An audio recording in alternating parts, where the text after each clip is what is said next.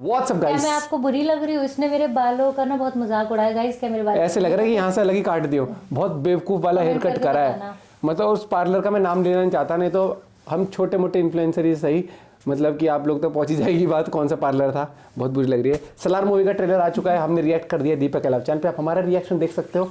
हाँ। और उसमें ब्लॉग हमने आएगा प्रॉपर। शादी वाले गेटअप में किया, मतलब हमने उसमें रिएक्शन जरूर देखना। हाँ, उसके ब्लॉग देखते भी हैं आएगा, वो भी देखना। आज रौनक को कैसा लगा और आपको कैसा लगा, अपनी राय कमेंट में जरूर हम पेश पहले करिएगा। सबके रिव्यू देख के फिर जाते हैं मूवी देखने। स्क्रीन वाला चैनल से 1 2 3 गो। भैया स्क्रीन वाला देख रहे हैं आप, हमारा प्रणाम स्वीकार है। हमारा नाम रौनक है और 1 दिसंबर को, यानी 1 दिसंबर की तारीख को इंडियन सिनेमा डे घोषित कर देना चाहिए। सुबह हमने एनिमल देखी, उसी दिन सैम बहादुर भी रिलीज हो गई। हमने सोचा चलो कोई नहीं, एक दिन में 2 फिल्में रिलीज होती रहती हैं कई बार, लेकिन फिर इसी साल आने वाली 2 और बड़ी फिल्मों ने अपना अपना शक्ति प्रदर्शन किया। दोपहर में शाहरुख भैया ने डंकी का ड्रॉप 3 रिलीज किया, जो कि सोनू निगम का एक ठो गाना है। और फिर प्रभास अन्ना ने डिसाइड किया कि मैं पीछे क्यों रहूं। 1 दिसंबर की रात को सालार के 5 ट्रेलर रिलीज किए गए। मतलब ट्रेलर एक ही था, 5 अलग अलग भाषाओं में था।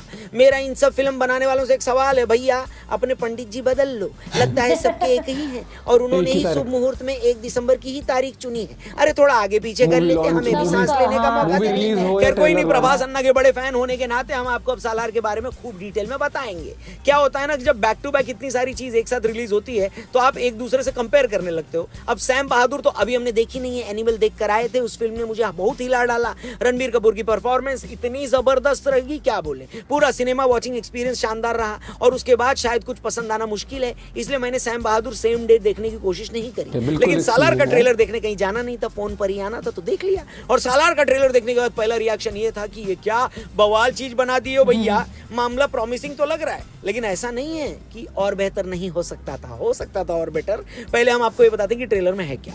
1000 साल पहले की कहानी है। चंगेज खान और महमूद गजनी से भी खूंखार डकैत थे। उन डकैतों ने खानसार के जंगलों में अपना किला बनाया था और वहां से राज करते थे। अब एक और किसी प्रांत की कहानी है जहां 2 दोस्त एक दूसरे के लिए कुछ भी करने को तैयार है। एकदम जय वीरू टाइप फ्रेंडशिप। इनमें से एक दोस्त है देवा यानी प्रभास, दूसरे दोस्त है वर्दा यानी पृथ्वीराज। दोनों ही खानसार नाम के शहर में रह रहे हैं। वही शहर जिसका जिक्र अभी हमने थोड़े टाइम पहले किया था, जिसकी कहानी 1000 साल पहले शुरू होती है। इस शहर की कुर्सी के लिए जंग छिड़ी हुई है और यहाँ के जो करंट राजा हैं वो ये कहते हैं कि वो अपनी मौत से पहले अपने बेटे वरदराज मन्नार को सरदार बनते देखना चाहती हैं। लेकिन सरदार बनने का जो एम्बिशन है वो नारंग और गुरंग के अंदर भी है। वर्धा के खिलाफ बगावत हो जाती है। नारंग रशियन आर्मी लेकर आता है, गुरंग सर्बियन आर्मी को। ऐसे में वर्धा अकेली, उनकी आर्मी कौन बनेगा। लेकिन प्रभास अन्ना के आगे कोई बोल सकता है क्या।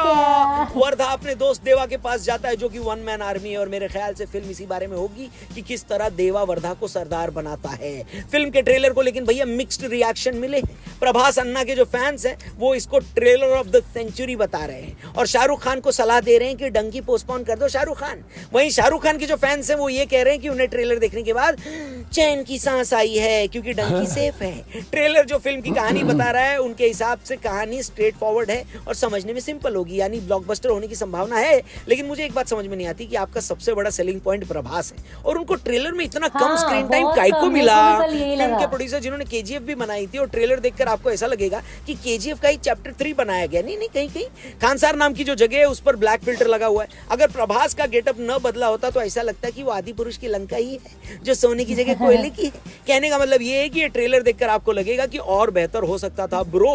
खैर आपका सालार के ट्रेलर पर क्या रिएक्शन है हमें कमेंट करके जरूर बताना। वैसे हम तो प्रभास अन्ना के फैन हैं और उनके लिए तो भैया पिक्चर कम से कम 2 बार जरूर जाएंगे। लेकिन आप इस ट्रेलर के बारे में क्या सोचते हो, अगर हमको बताना चाहें तो बताएंगे। कैसे बताएंगे, कमेंट सेक्शन खुला हुआ है, अपने नाम के साथ ही जरूर बताना। एक चीज भी कल मतलब मैंने देखा है कि कई लोगों ने बोला कि ये उससे रिलेटेड नहीं है, केजीएफ से रिलेटेड नहीं है मूवी। नहीं, ये स्टोरी बता दे रहे हैं साफ हर तरीके से। और अब इंटरेस्टिंग ये रहेगा तो फिर केजीएफ में जब वो रॉकी जब समुद्र में गया है तो स्टोरी वहां से कैसे कंटिन्यू होगी, कैसे आएगा? क्या पता ऑलरेडी प्लान कर रखा हो समुद्र के अंदर, सबमरीन वब्मरीन कोई कुछ बुला रखी हो। कुछ हो सकता है, लेकिन जिस तरीके से वो गिरा था, या फिर हो भी सकता है कि उसका प्रीक्वल दिखाएं उस वाली मूवी में कि उसने पास्ट में क्या क्या वो सब जैसे इंटरनेशनल हो सकती है। लेकिन मुझे फिर भी अगर सलार केस की बात करें तो कल तो एक बार को मुझे भी लगा था कि यार इसमें प्रभास होगा ही नहीं क्या ट्रेलर में। हाँ, बहुत कम ग्लिम्स था, लेकिन था जोरदार। जो प्रशांत नील जिस तरीके के डायरेक्शन पे जान जाते वही डायरेक्शन देखने को मिला और एक्साइटेड तो है हम, क्योंकि नो डाउट जो एक ऑरा क्रिएट किया गया, गजब किया गया। प्रशांत नील का डायरेक्शन वैसे गजब रहता है। तो लार्जर देन लाइफ देखने को मिलेगा जब रशियन आर्मी, सर्बियन आर्मी और फिर देवा की आर्मी जब एक जो तो सेनापति बना दिया जाएगा मुझे लग रहा है एक फौज का। मुझे लग रहा है जैसे इतना तगड़ा बाहुबली वाला रोल था ना एकदम से। हाँ, ऐसे भी, हाँ। और मुझे लगता है कि जो एक हिट की दरकार है इतने टाइम से प्रभास के लिए, हाँ, वो ये मूवी क्योंकि साबित हो सकती है। कौन सी आई थी? मैं लेकिन भाई डिसअपॉइंटेड हूँ कहीं ना कहीं एक चीज को जिसको लेके सब लोग डिसअपॉइंटेड हो कि केजीएफ से कनेक्शन क्यों नहीं है।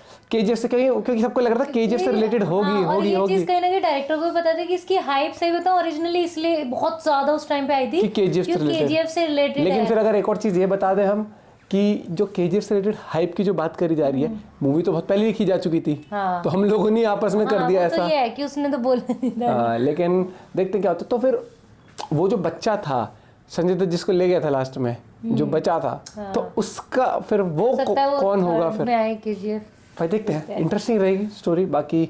और आप अपना पॉइंट ऑफ व्यू शेयर कर सकते हैं। मिलते हैं वीडियो के साथ, बाय बाय, टेक केयर।